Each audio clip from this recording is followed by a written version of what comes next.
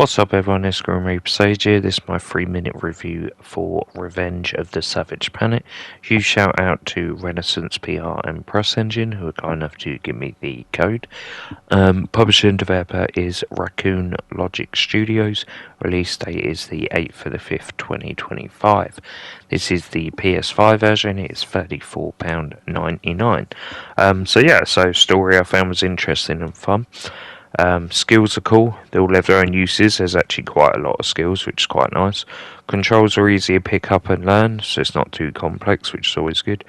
There's a lot of humour in the game. It did make me laugh, from the weird bug-eyed creatures you can see there to the weird little infomercials that play and everything. It's, very funny.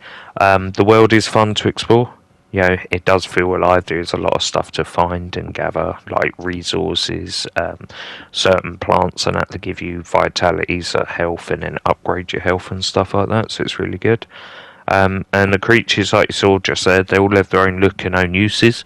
So later on, you can catch them, and then you can harvest them, and you get certain resources, certain colours and stuff from them and everything.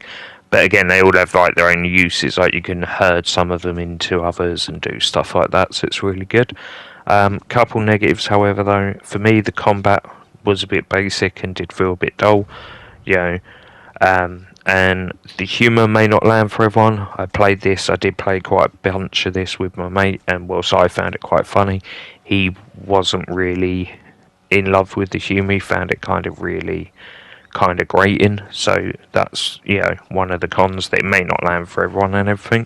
But for me as well, there wasn't really a lot of replayerness, replayability, because unless you're trying to get 100% of scans and all this stuff, once you're done, you're sort of done. There wasn't really any sort of reason to replay it.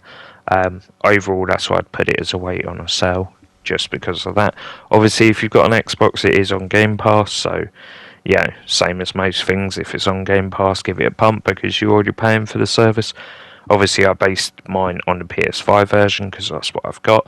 If you want to read my full review, check out my fan art and everything, please go to www.garylodgegamesreview.game.blog, and so that's where I post my fan art and my full review. If you've got any questions at all, put it in the comments down below. If you enjoyed the video, please subscribe. We're trying to hit the 1,000 subs, so it helps a super ton for multiple things. And hope you enjoyed the video, and I'll see you all very soon.